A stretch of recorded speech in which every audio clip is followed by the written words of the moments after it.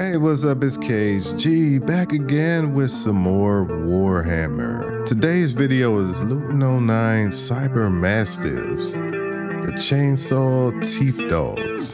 Yeah, when I saw the title, I was like, yeah, I gotta watch this. And if it's new to me and it's Warhammer, I gotta watch it with you guys. So, without further ado, let's see what Luton 09 has to say about dogs with chainsaw teeth. Yeah, let's get into it. All right. In the grim darkness of the far future, there's only war. The galaxy of 40k is almost incomprehensibly vast. We often talk about the scale of the Emporium and how entire worlds can seemingly disappear by mere administrative errors. Battles that cost lives in the hundreds of thousands to many millions. Entire fleets of ships battling for the survival of worlds below them who are engaged in world-breaking assaults of their own as gigantic war machines charge city walls, laying down fire with titanic fury. So it is easy to forget that for all these epic struggles, many citizens within the Emporium still are contending with the struggles and nuances of everyday, ordinary humanity, including the threats and dangers that exist within Hive cities. For those people, they would look to the Adeptus arbites and local law enforcement to help keep civil order and unrest, to try in some small way to reduce the dangers that exist and make everyday life somewhat more bearable. Of course, the nature of those enforcers will vary, and some may well be even above what we would consider as being highly oppressive. Others, though, may have a genuine interest and belief in maintaining some semblance of order and justice in the darkened corridors of urban sprawl deep in the hives of Imperial worlds. It is worth noting that most Imperial Hive cities and more broadly Imperial worlds will have their own localized and specific rules, regulations and laws. These will usually be enforced by local security forces and officials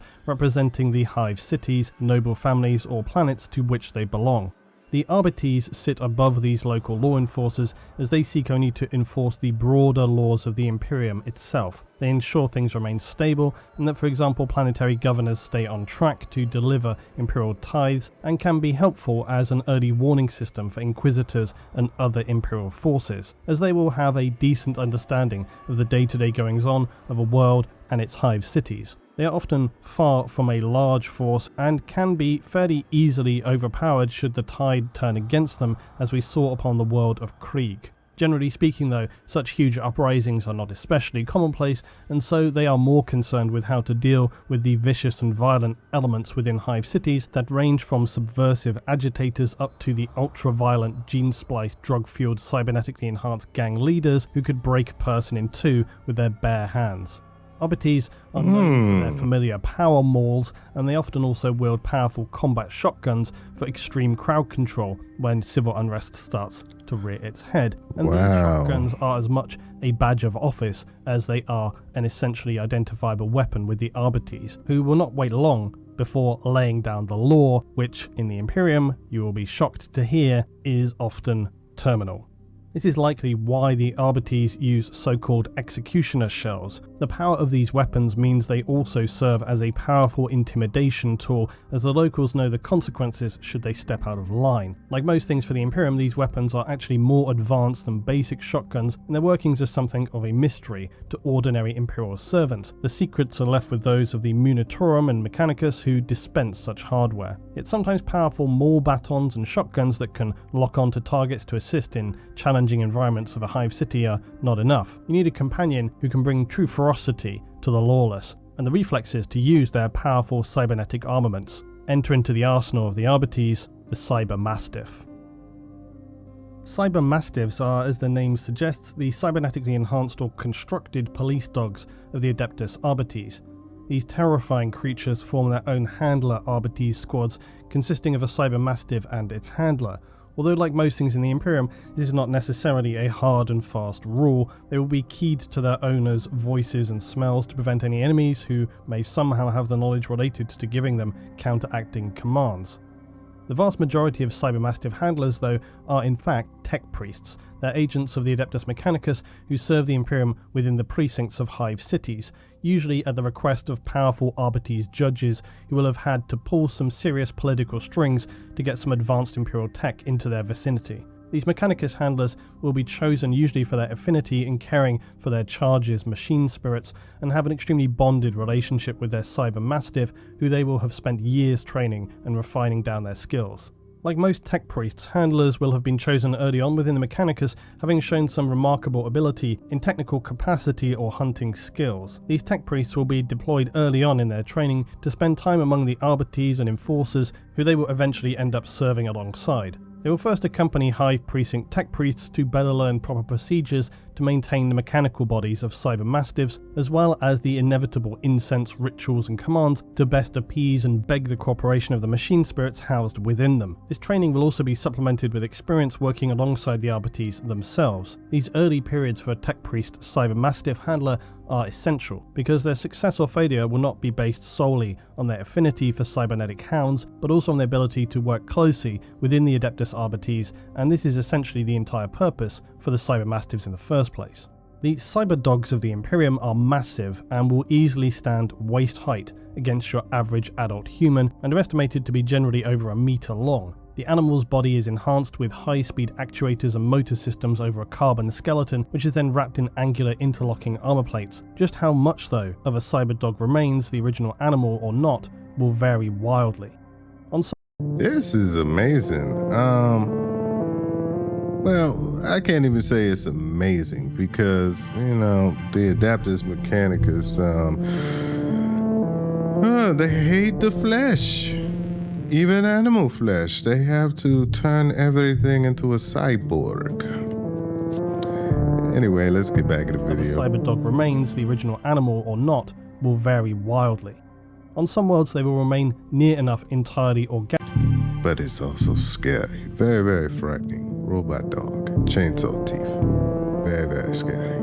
With just limb reinforcements, sections of armor and improved senses. Many of these dogs will retain some of their original organic internal systems, most often muscles and nerves. The location and access to advanced tech will also largely dictate just how modified or constructed a cyber dog will be.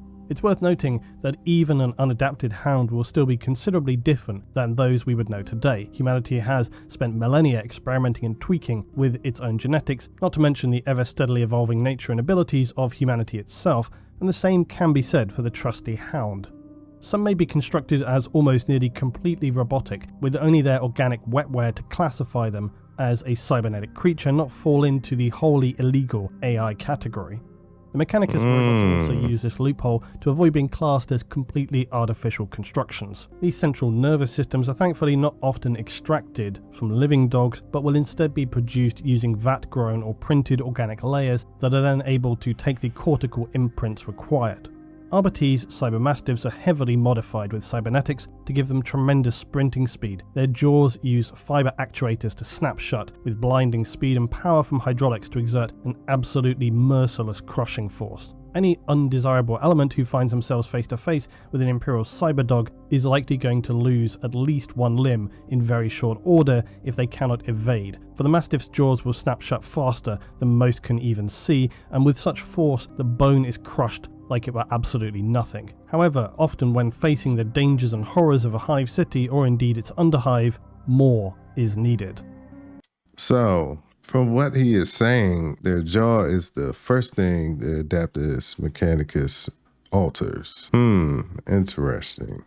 When on the hunt, these plasteel beasts hound their prey, sniffing their trail using rare chems within their cybernetic sense nodes. They rest only when they have their prey or are commanded to stop. On their master's command, the beasts will engage their target to either dispatch or disable the criminal, and those arbites classified as cyber mastiff handlers are seen not simply as a singular ally, but as one resource capable of deploying a powerful reinforcement that can match the effectiveness of an entire arbitee squad. This is because cyber mastiffs are able to be fitted with also many types of sensor that multiply their effectiveness many times over. And there are a variety of scanners and detectors in use across the Emporium, which are known by the collective title of Auspexes. Bioscanners, as the name suggests, make the mastiff capable of detecting any and all biological life forms within range of its sensor, which can vary depending on its power. The scale of life form can also be narrowed down by its handler dependent on the need. Motion trackers are again fairly self-explanatory. They can detect any movement made down to a precise scientific degree, so any target within their sensory range is very unlikely to escape, and the harder and faster they try to run, the faster the mastiff can track them down. That is scary. That is a super predator. I don't trust that. Like, I would not trust like a creature around me that can sense everything. Crushing jaws. I mean, if this thing gets mad, what can you do about it? All you need is acid blood, and these things are worse than xenomorphs, man. I hate to be like on a spaceship with a rabid one of these. Wow, man. Some mastiffs may also be fitted with so-called psi trackers. These are arcane tools that are able to read shifts in warp space. In lay terms, they're able to detect the souls of those nearby. This is obviously an extremely powerful and rare augment, as it basically enables the mastiff to detect any and all individuals within a considerable area. This is also a persistent power, and the psi tracker makes its user constantly aware of any and all targets, locations, and their actions. And strangely, they can also be aware of any actions performed previously. That is to say, a psi track enables us to know where someone has been and what they have done, which is very obviously useful for the arbites. This though... How was that useful for the arbites? This is inside a canine cyborg. How do they read that? It would be good if they had it, but this is a dog. If you guys know how the arbiters can read what the dog sees or read what the dog knows, let me know in the comments. Is likely more relevant to an actual psyker's power, as a mastiff is unlikely to be able to use this information, although it may be able to record it within its wetware for a mechanicus or inquisitor to extract the data at a later time. The one limitation is that the psytrack can only detect creatures with a conscious living mind. It can also tell if an entity is demonic or show a psyker and any of their related war gear. Cyber mastiffs have been adapted so they're capable of being installed with multiple adjustable teeth types in their mouths for whatever attack pattern their handler deems necessary and for whoever they're looking to hunt down. For example, they may be configured with highly sharpened blades to surgically sever limbs, or a set of ultra-hard armor-piercing spikes to grip anything from armor to bone to flesh and never let it go. The most terrifying jaw configuration of all, of course, are those mastiffs equipped with chain blade jaws. That's right, they literally have the equivalent of an Imperial chainsword, but in their mouth. And this means that you will have a giant cybernetically enhanced attack dog chasing you down. When its vice-like jaws finally grab hold of your leg, nearly snapping it clean off, that's when the mouth is going to start buzzing and the jaws become effectively an enclosed chainsaw, shredding through flesh, bone and metal and cutting to pieces those designated as threats to Hive stability and the wider Emporium. And rightly so. As if this were not enough, some will also increase this effectiveness by also being fitted with magnetic jaw sections, allowing the mastiff to attach itself to any metal surface, most likely to lock its jaws around an opponent. If successful, it will lock itself in position to restrain the victim. Often, it may also lock its legs then magnetically to a metallic floor, making escape by dragging the hound near impossible. Any resistance by the target may also mean the cyberdog will then begin to activate its chain bite, which even the sound of this starting up is far more terrifying than any growl, and will be enough to suppress all but the most insane and violent of individuals. Still, you might think having a handler to these animals may at least grant you some mild possibility of survival. This may be possible, unless of course the dog has been specifically pre-programmed not to leave anything that it hunts down alive. Eliminator Mastiff's targets are preloaded into their systems without any protection protocol. They're then sent out with one purpose and one purpose only: to track down and kill their specific target. And they will regularly do this with gruesome efficiency, feeding back visual data to their handler in real time. As savage as their physical weapons are, many of the dogs are also equipped with ranged weaponry mounted on their shoulders. This may take the form of las weapons, although it can also be things like voxhailers, which send out vocalizations specifically designed to trigger fear with those in range, which is often useful in large civil disturbances and riots. In order to handle all of these tools, the cyberdog's brains have been adapted to process tremendously intricate sensory input. Their senses will have been enhanced, and when it comes to dogs, their already highly advanced olfactory systems are now able to detect traces of scent that few other tools could locate. Consequently, and to no real surprise, cybermastiffs are often employed to sniff out wherever hostiles have hidden themselves away in the vain hope of evasion, which is very rarely successful. I should note also that mastiffs are capable of carrying various utility packs for their handlers, including extra ammunition, medical packs, and so on. Their Mechanicus cybermastiff handlers will spend many years training their hound. They will run training simulations, drills, and any number of commands and attack patterns embedded into the hound's augmented brains. Handlers can plug into the hound's visual sensorium data and command them via Vox receivers. This enables a handler to control and essentially remote pilot a hound from a distance of often many miles away. When requisitioned by an Inquisitor, a cybermastiff handler acts in the role of combat and retrieval unit, as well as surveillance and security, each a service of great importance to those who serve in the Inquisition. It is, though, not entirely unheard of for individuals who are not trained cybermastiff handlers to keep these terrifying augmented hounds by their side. In fact, cyberdogs are known to be kept even by those not equipped with the correct interface to make use of cyber constructs. Undoubtedly, a trained Mechanicus tech priest is vastly more capable of controlling, training, and maintaining cyber mastiffs, but in actuality, anyone equipped with a constructor array can, with some mechanical knowledge of Imperial tech, program a cyber construct to obey basic vocal Vox commands, albeit far more limited, because where the Mechanicus will use cogitation patterns to engage the hound in tactical attacks, a cybermastiff under the command of an ordinary human will have to differentiate and decipher human speech. Of course, humans have long since worked with hounds, and so it is still commonly the most effective way for a cyberhound to learn its master's intention by giving the mastiff a designation, a name, so that it can identify when commands are being issued, to prevent it from mistakenly selecting elements of random discussion as an order. To this end, any cybermastiffs under the command of non-Mechanicus will usually have something more like a code designation than necessarily a name-like title, and this is to ensure that it cannot become confused when orders are being issued and a random word gets mentioned. Where, though, might you see non-Imperial officials handling such deadly beasts? Who would permit this? Well, unsurprisingly, no one would officially sanction it, especially if it's a cybermastiff that has been heavily augmented, unless of course they are operating outside of the normal laws, which leads us conveniently to precisely the other place cybermastiffs are often found to be in use, the gangs of the Underhive.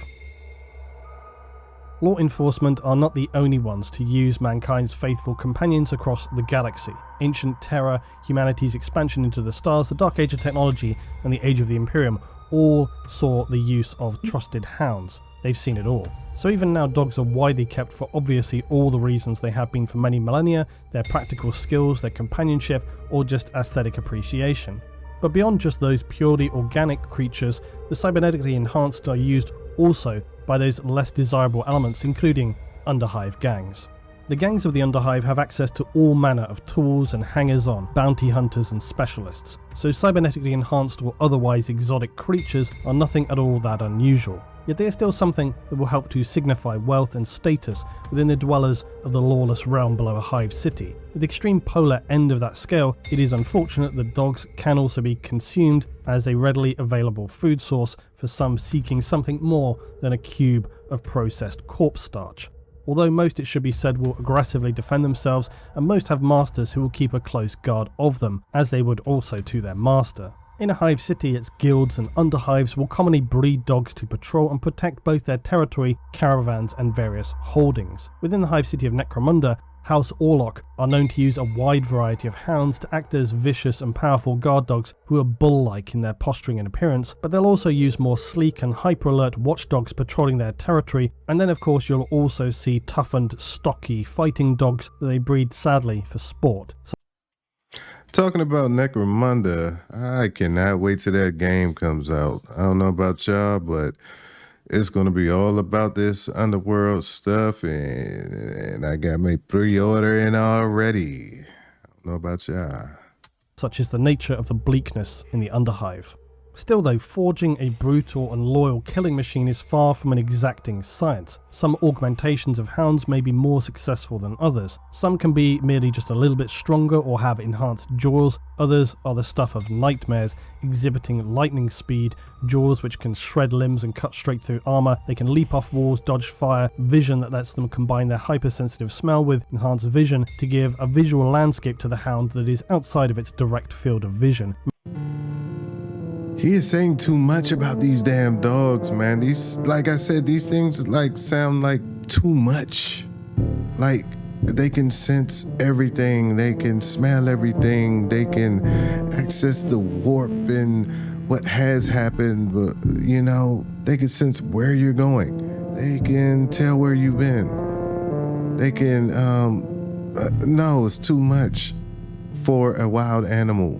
I don't even know what to say. It's like no words for it. I don't feel comfortable with the existence of these. Making their attacks entirely unpredictable. Some hounds that have been, for whatever reason, designed to be too powerful or aggressive may escape destruction and end up by one way or another in the Underhive, where it is near certain they will be appropriated by Underhive gangs. These massive cyber mastiffs will be kitted further with enhanced exo armor and all manner of weapons. It is reported some have even been known to exhibit extremely rare digital weapons. Side note, digital weapons are these tiny concealed weapons within very small objects, usually a ring for example. It is common for Imperial Inquisitors and powerful nobles to own such weapons as they are highly rare, but today only the Jacaro are known to be able to adapt and create such unfathomable creations. So if a cyber mastiff of the Underhive is wielding these things, just how they were able to be found here should be of high concern for Imperial investigators. These exceptionally powerful, aggressive and tough mastiffs are known as hard case mastiffs. These are simply dogs which have been augmented so much and enhanced like with drugs and other manipulating archaeotech, they have become monstrosities and are extremely hard to kill. Often these most powerful of hounds will be found wandering through the Underhive, whereas other mastiffs will need to be attached to a handler or master for their control. These hard case mastiffs like D060K13 of the Orlok gang is a powerful and advanced cyber mastiff, requires no master, and understands that its mission is to protect their holding and territory at any cost.